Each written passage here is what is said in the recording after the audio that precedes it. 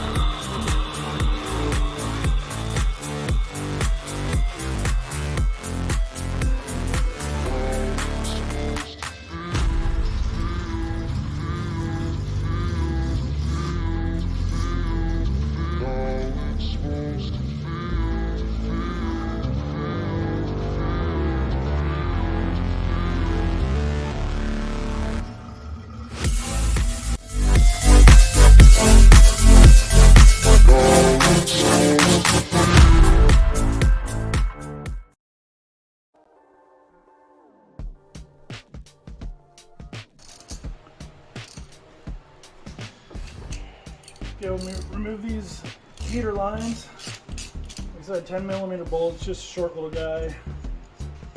Comes into here. Then we'll need a little prying device. Get that up.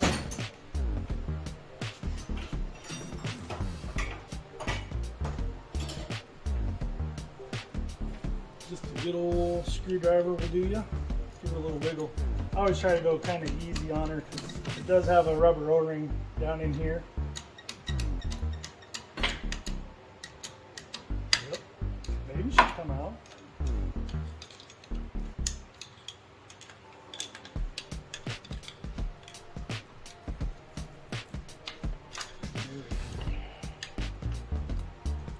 Put a little down pressure on the back there. Get some leverage.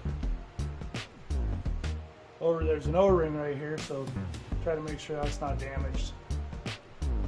It's just still rubbery, not brittle.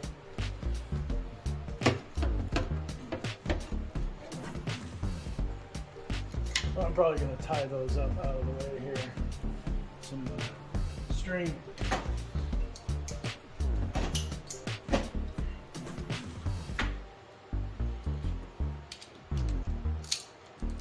There we go. Locked on. Yeah, this is the bolt with the nut, a little threaded end on it. So they're broke loose. Usually spin right off of there. Get the nut off. And like I said, I got to pull the bolt because I need it on the next one.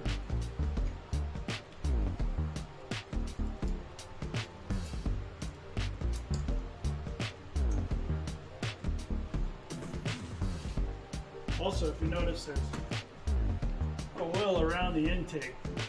Prime example of why I think you should run a catch can on these cars.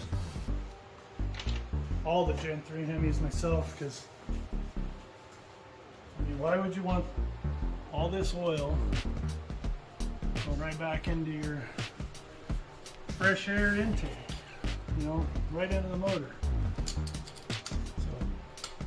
Put a catch can on it. This one didn't have one, but I've only had the car a couple months, so figured I'd wait until I did the head and cam swap. So it'll get a catch can and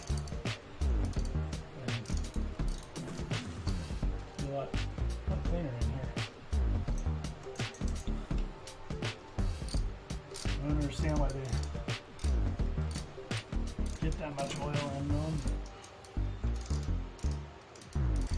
Stupid EGR systems. And the government should just leave their fingers off the motors. But we don't go into that.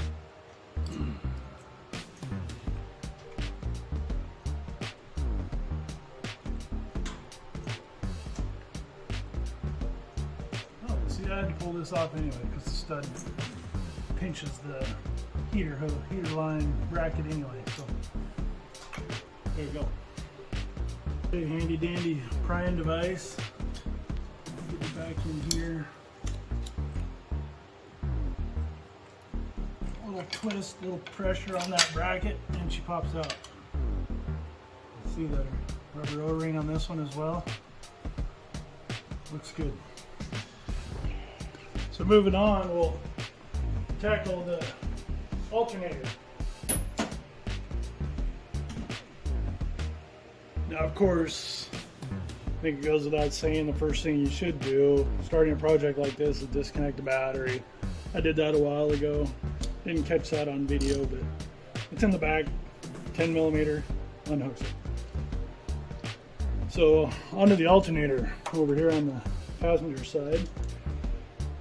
It has, let's see, 1, 2, 3 15mm bolts. I'm just gonna take those out, and then once I get it loose, I'll rotate it around, then I can then disconnect the wiring. It's hard to get back in there and deal with that, so we'll do it after she's loose.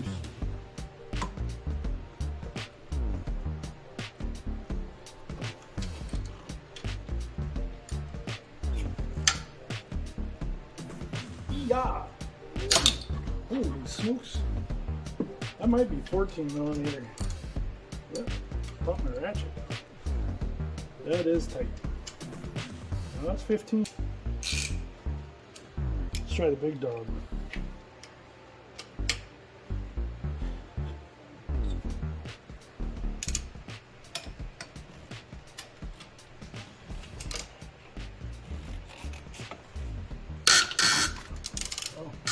Well, I guess the little one broke it loose anyway. The other ones are down kind of underneath, but they're between the frame rail and the alternator, so no matter where you try to get it, it's not easy. Ooh. Man, them are a bit goes up in there.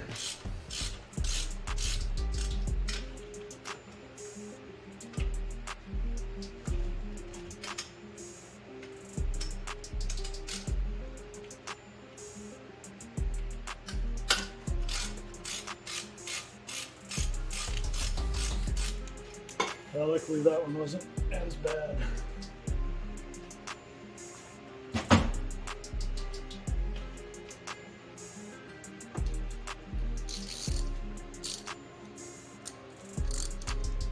Back to the little guy.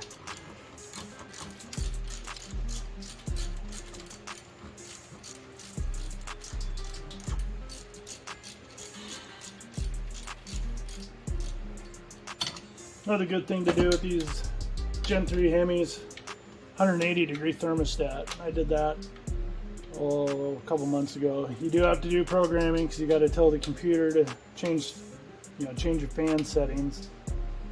So normally it's with the 180-degree thermostat, you set the fans to come on at all around 185 degrees, and then if your air conditioning is running, there's a lot of different settings, but it's a good thing to do.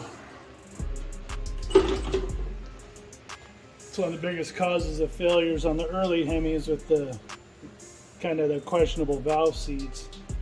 They get hot, get too hot, then the aluminum expands, the valve seat doesn't, and the valve seat just falls right out. So try not to overheat your Hemi.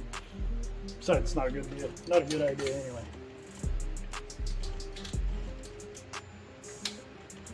The 180-degree thermostat, it's like $20. And if you know somebody with a tuner or have your own tuner, I can send you the settings. It's not a big deal. Just hit me up in the comments if you need the fan settings.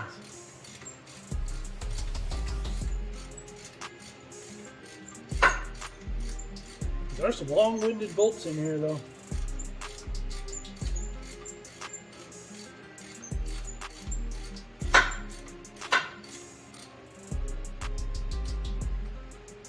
It's also easier with this, get this alternator out of the way, pulled out, this wiring. So the reason why I haven't kind of got this loom of wiring, the injectors and all that, is there's one little cable that goes down behind the alternator, plugs into the side of the block down there, and it is not a handy spot to get to. Looks like I missed a plug here. Let me get that one right now. So yeah, I don't know, you probably can't see it, but she runs right down between the timing cover, the alternator, and the block, and could have been in a better spot for easeability. I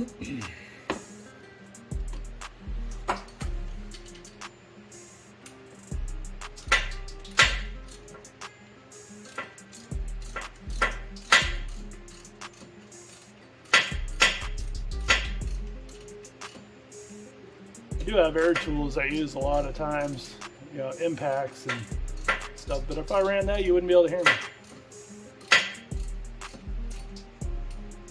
So we'll just keep plugging away at it with this. We'll get it. It just takes time.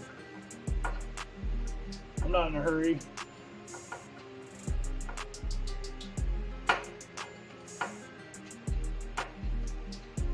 Diesel prices are starting to come down here, so I've been driving my truck anyway, the big truck. The little truck, I think it needs shocks. Got some rattles up front it didn't used to have. Maybe we'll do an episode on that, checking out that front suspension. Well, I thought that was all of them. There must be another one hiding down there somewhere. Brackets loose. Oh, no, it's just pinched between the bracket.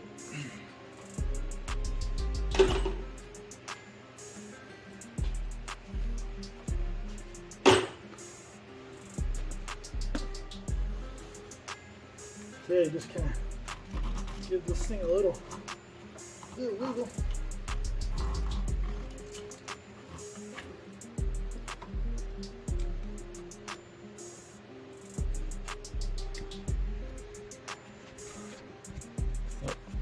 Here, let me kind of get you a better view. Yeah, you can see there's a plug there, and then this back one bolts on, the big battery cable bolts on, and it runs across the bottom of the valve cover there and disappears behind the block. So we get this unplugged and out of here.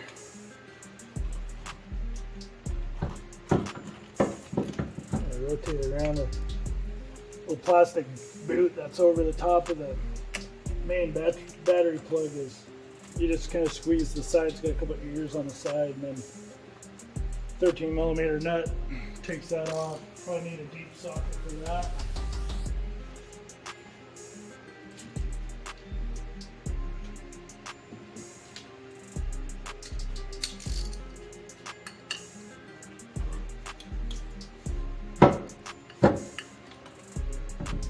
I'm gonna use a wrench, I guess.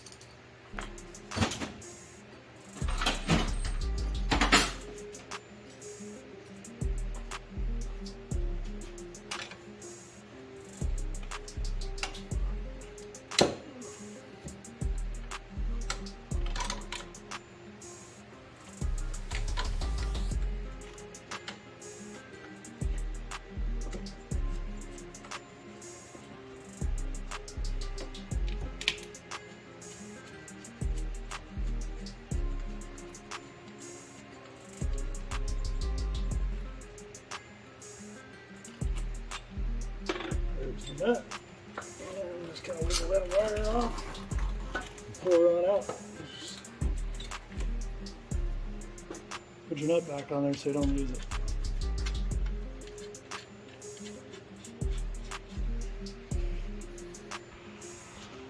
Okay, now that alternator's out, you see way down under here. See my finger? This thing will focus. See my finger? That's that plug I was telling you about. It's not really accessible with the alternator in there. At least not with my big old fingers. So we get that unplugged and move on.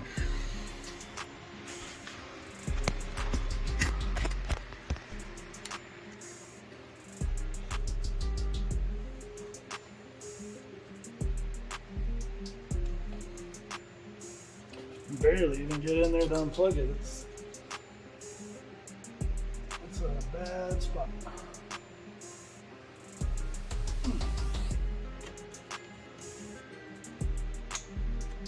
Come on, there we go.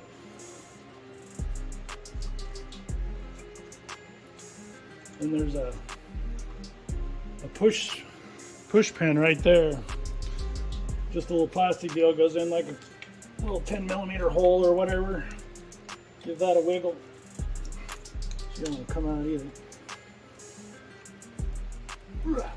Yeah, maybe pull these off. These just snap on to the top of the studs.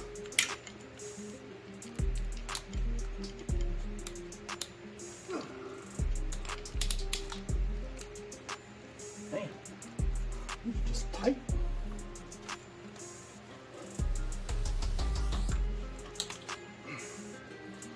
I'll tell you what, that deal is in there.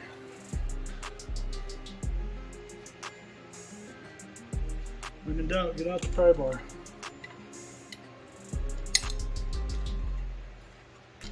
There we go. The old nail bar. Perfect for automotive use, right? So now that whole loom is loose. Work it out. I like to get it behind on the other side of the dipstick there.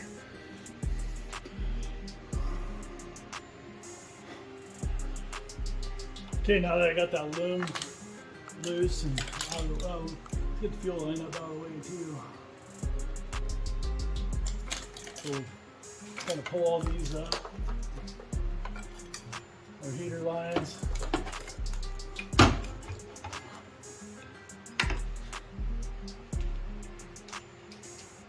I like to get a piece of string here. Just kind of bunch all this stuff back together.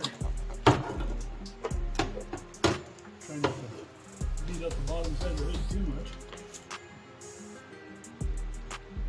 Catch that right there.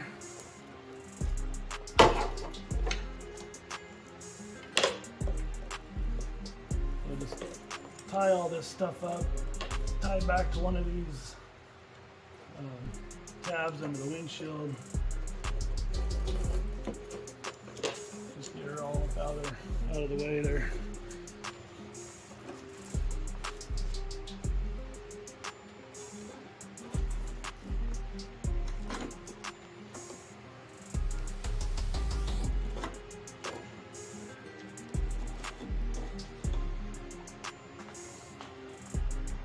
There, that's all nice up out of the way, plenty of room to get back in here when we get ready to pull these heads out. And also so you can see this MDS harness here that runs through all the way around the back. There's a big plug on the back side of the head. I don't know if you can see it. It's right there where my finger's tapping. So since I'll be deleting this, I can unplug that and take out all that. This whole little harness here just comes right on out. Another thing I noticed since I got that alternator out of the way, I was getting ready to move this power cable. It clips on to the bottom valve cover bolts along there. There's one more small cable attached to that loom that comes down here. Oil pressure, or sorry, oil temperature sender, I'm assuming. Could be pressure. Yeah, we'll need to unplug that to get that rest of that harness up out of the way there. So with that plug loose, I'd say just a tiny little plug down there for that sender. We'll get this harness off. Got this fancy little tool here, pop those off the studs. I don't know if it'll do it. Where these clips are, they're used on these lower studs are a pain. I don't like them. And of course, it doesn't want to come off.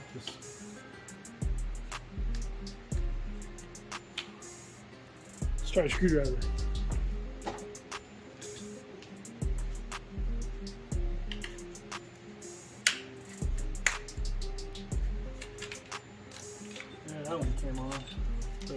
just kind of a plastic deal that just pushes on the stud. The stud's long on the valve cover studs. Some of them come right off and some are gonna fight you.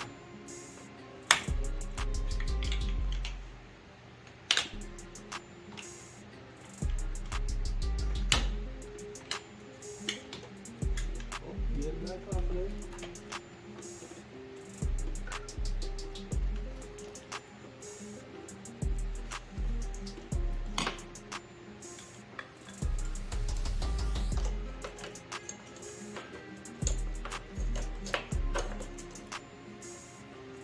Tuck that thing back in there. There's always something in the way on that side. And I still got this one to deal with. Kind of that broke.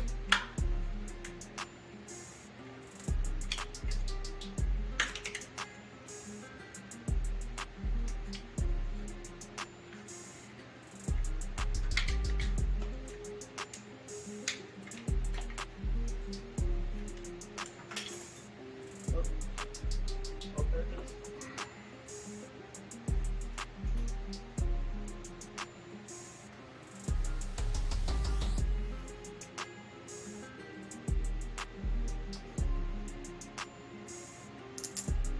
You'll be able to lace another tie wrap right on through there.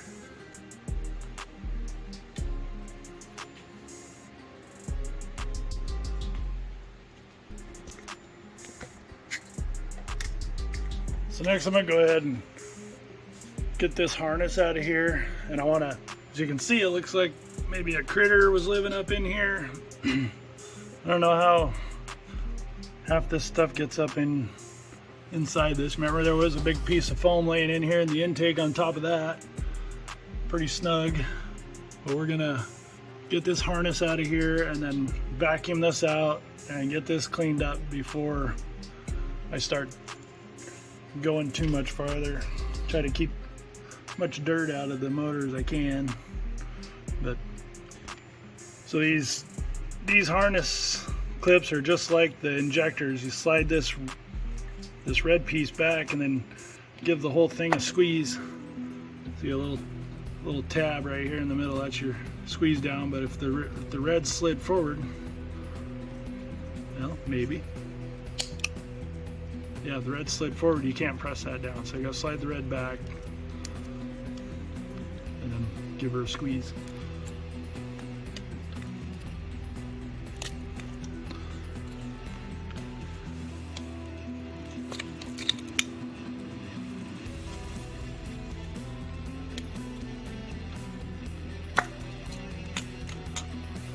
So now we'll clean this up. I'm gonna get this harness out of here, unplug it from the back down there, get this out of here, and then we'll carry on.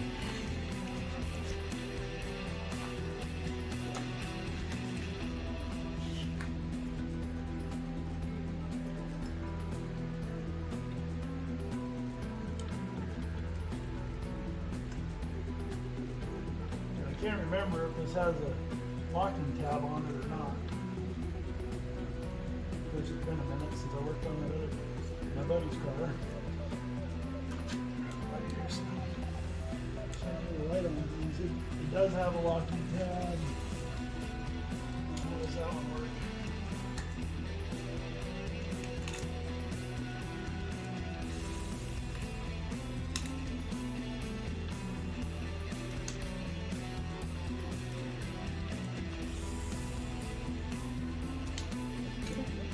Okay, it slides back, kind of the same situation.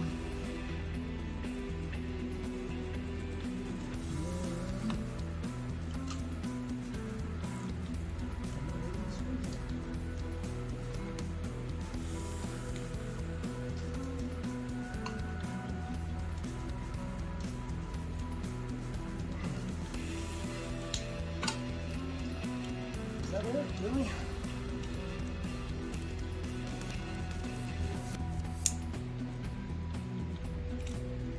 I guess you just slide it back and she pulls apart, along with the little holder. then this harness just has one of those plastic pushing pins right here. Might be time for the pry bar. Got my light here.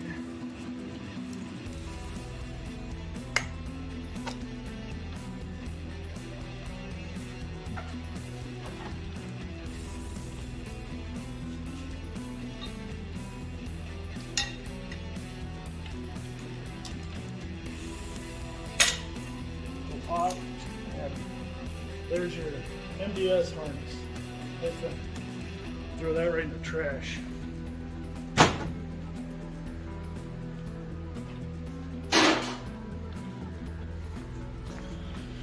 Okay, we'll go ahead and get that cleaned up, and I'll get back with you in a minute.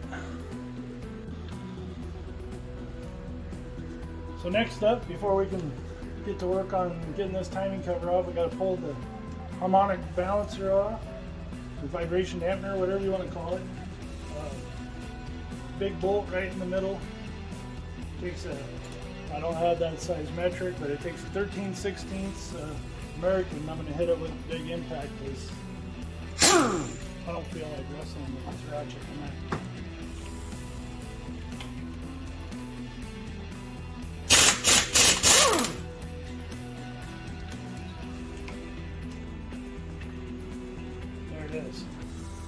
Piece of cake. So getting this balancer off, you really got to have one of these pullers. It's about the only way to do it. I tried some other pullers I had. There's no holes in the front of this other than the casting holes, which are, it has like a Y shape to it in the middle. And so in the center of your Y, you got an opening up here, openings on the side, opening here. You get this thing, your little jaws closed up, slide it in there so it lines up with those openings, and then give it a squeeze, and she'll bite down on that balancer. And then since I did my buddy's car, I wrote in here, long rod for the Gen 3 Hemi. So you got your long rod, your screw. This is what happens when you get your puller on, slide the rod through the puller, and it goes right down the bolt hole of the crankshaft and bottoms out on the crank. And then your screw goes over that and tightens up and presses. Basically, it's pushing on the crank as it's pulling the balancer off with this tightening of this screw. So, I'll show you how it goes. So find your holes, kind of get one jaw lined up, and then you just kind of open them up until it goes through them.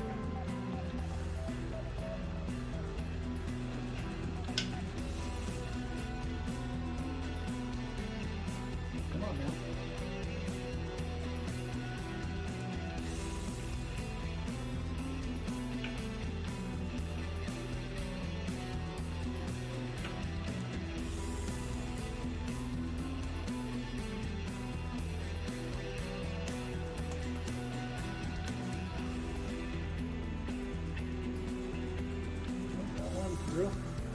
Takes some fidgeting. You can't really see all that,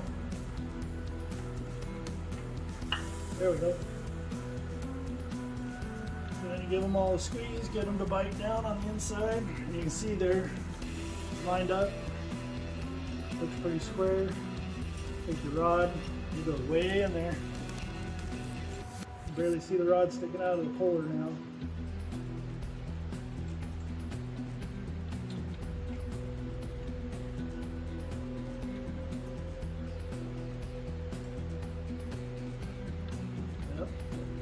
I'm getting this there we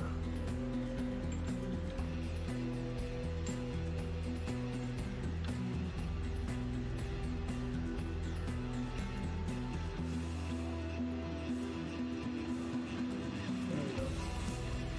Might be easier to put the tightening the center bolt in and slide the rod through there. No, that doesn't work. Never mind. Can't do that.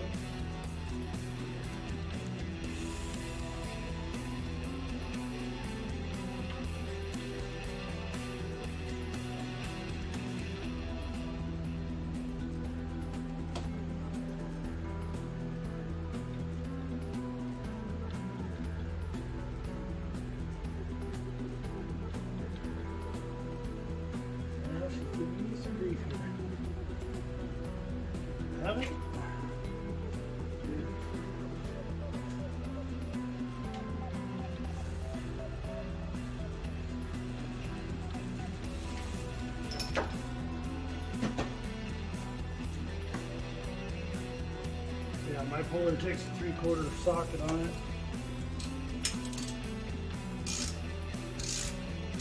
Nope, she popped off.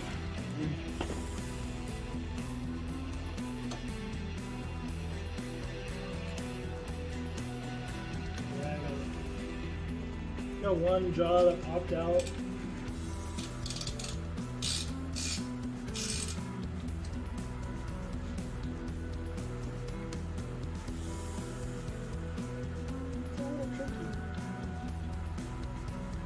Can't see what you're doing.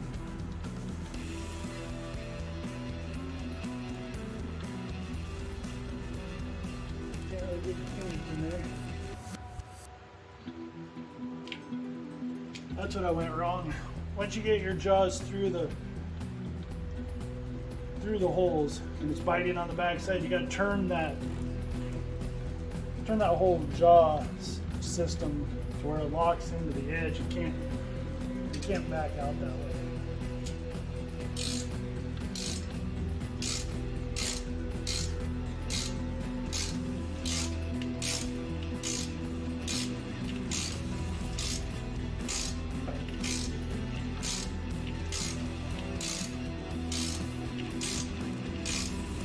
And you just keep on cranking. It's coming.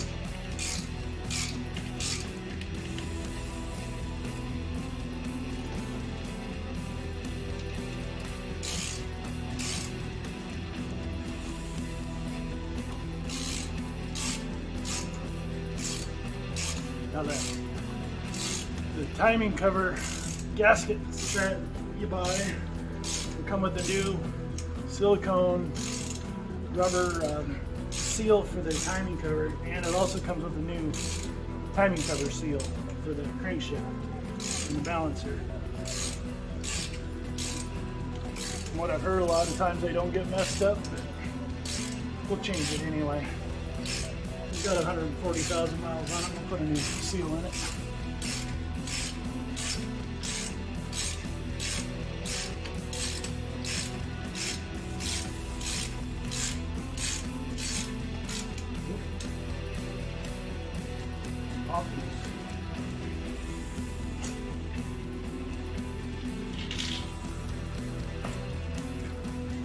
There you go. As you can see, the rod goes right on through, and these just bite into the back side of that. So like I said, when you get it in there and get them twisted so they'll bite in, yeah, actually this one has little tabs just for those little jaws. I didn't notice that before. So you can see a little indents there for the jaws to bite into. Well, I got it anyway.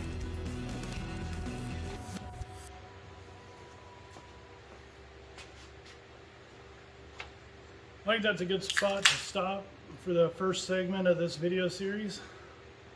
See, we got the intake off, radiators out, air conditioning condensers down, alternators out, the power steering pump is off to the side, the AC pump is off to the side, and the harmonic balancer is removed.